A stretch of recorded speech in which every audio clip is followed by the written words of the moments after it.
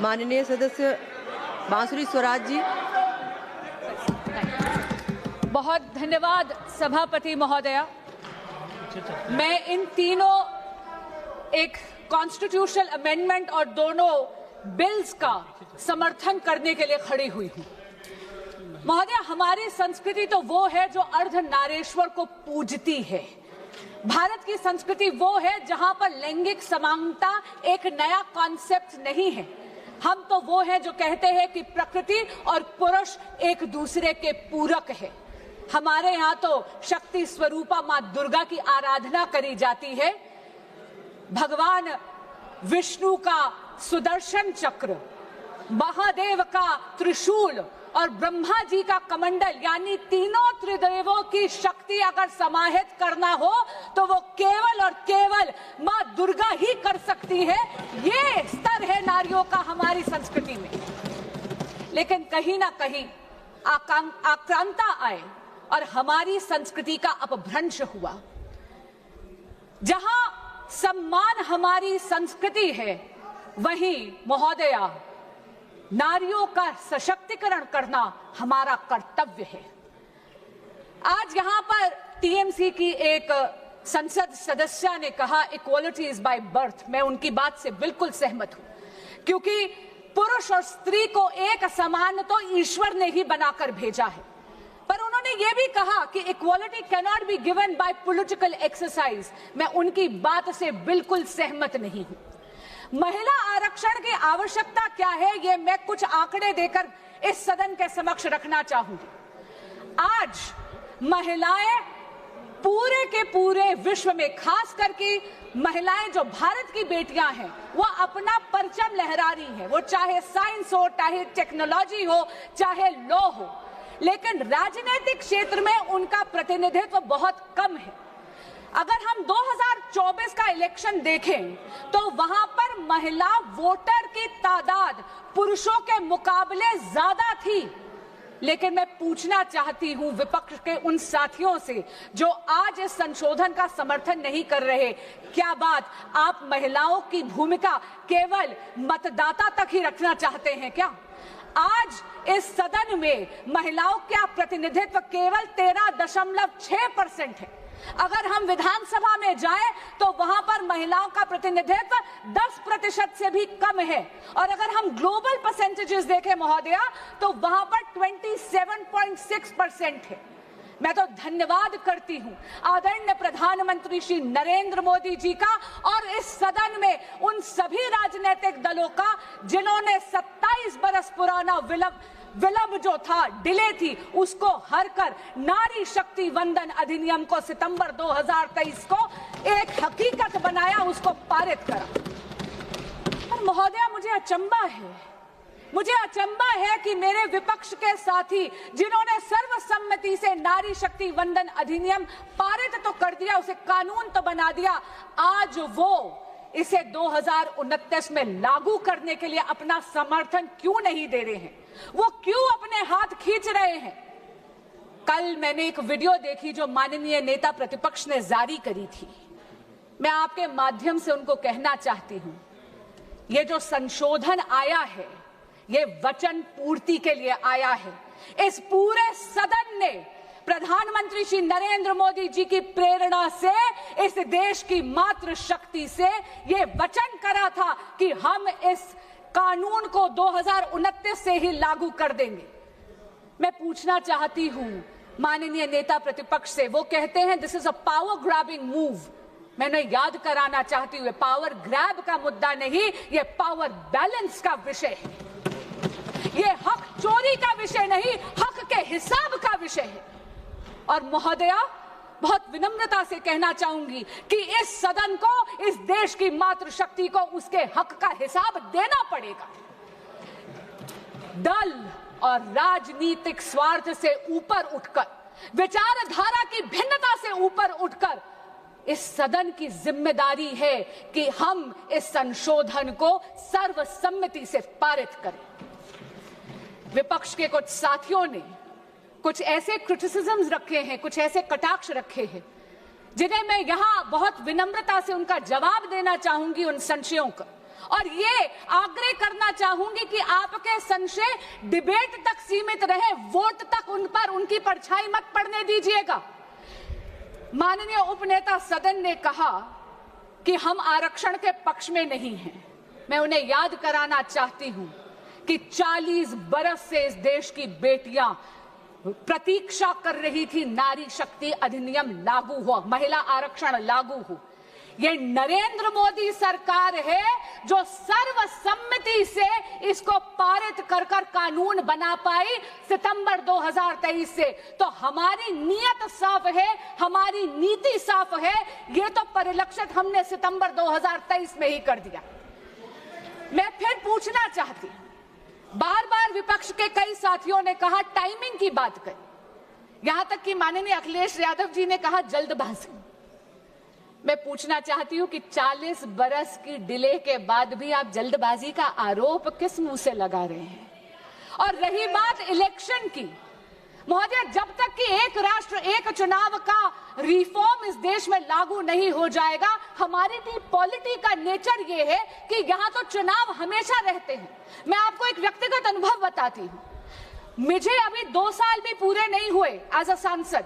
जून में 2 साल में कंप्लीट करूंगी, लेकिन बंगाल का चुनाव 7वां चुनाव है जिसमें योगदान करने का मुझे मौका मिल रहा है। इसलिए चुनाव तो यहाँ चलते रहेंगे, लेकिन चुनाव बहाना नहीं बन सकता हमारे देश की मातृशक्ति का हक मारने के लिए।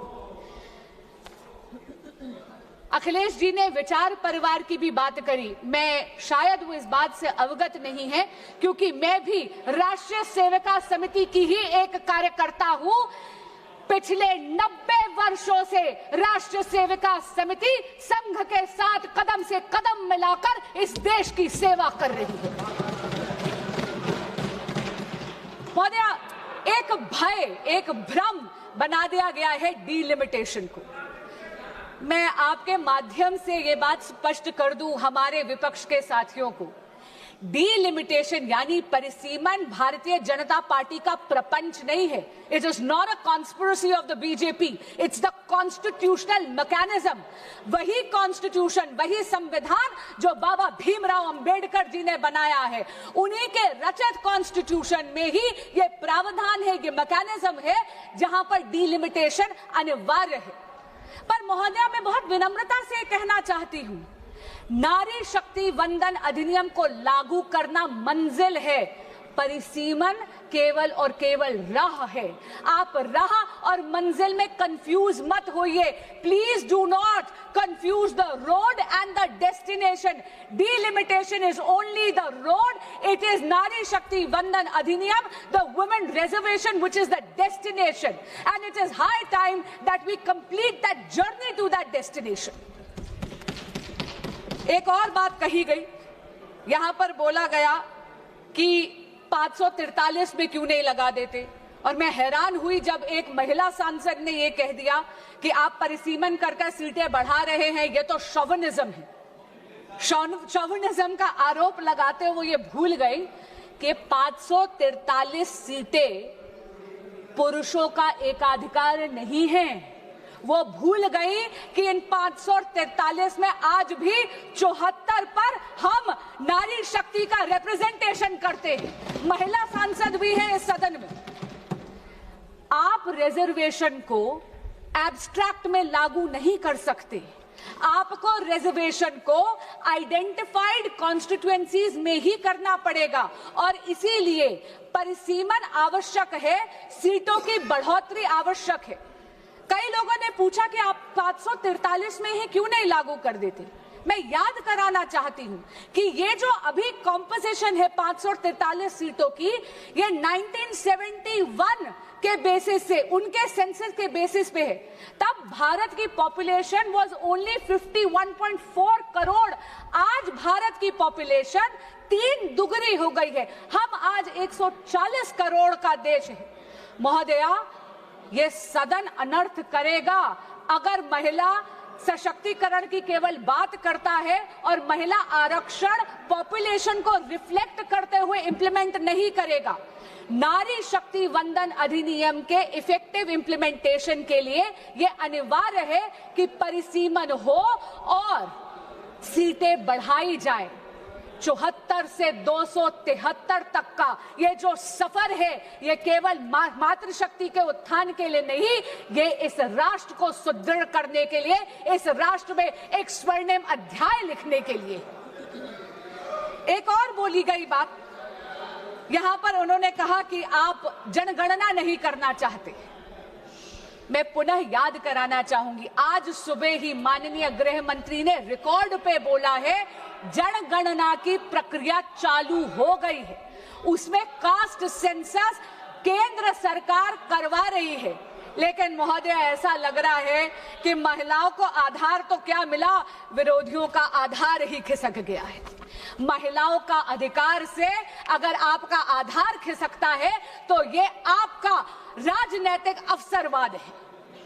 पर मैं आज करबद्ध प्रार्थना करना चाहूंगी विपक्ष के सभी साथियों से कि एक बहुत ही इंटेलिजेंट सॉल्यूशन इस विधेयक में, इस बिल में बनाया गया है, जहां पर यह सुनिश्चित करा गया है कि जो टेरिटोरियल ज्योग्राफी है वो तो 2011 के सेंसस के बेसिस पे करी जाए, लेकिन जो सीटों की बढ़ोतरी है उसमें किसी भी मैं पुनः कहती हूं, किसी भी राज्य का हक ना मारा जाए।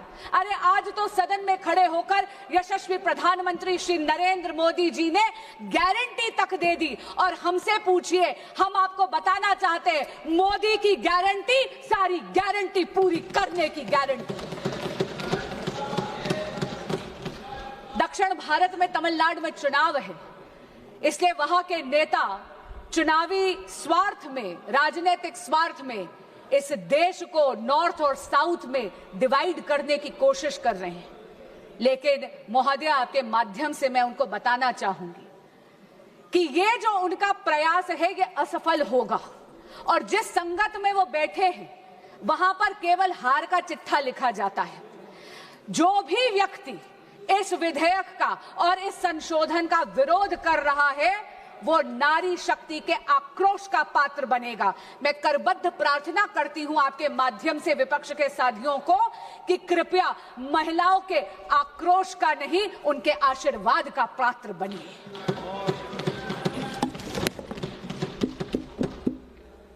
अंत में मैं ये कहना चाहूंगी, फूल नहीं चिंगारी है, फूल नहीं चिंगारी है, ये भारत की नारी है, इनके अधिकार की बारी है।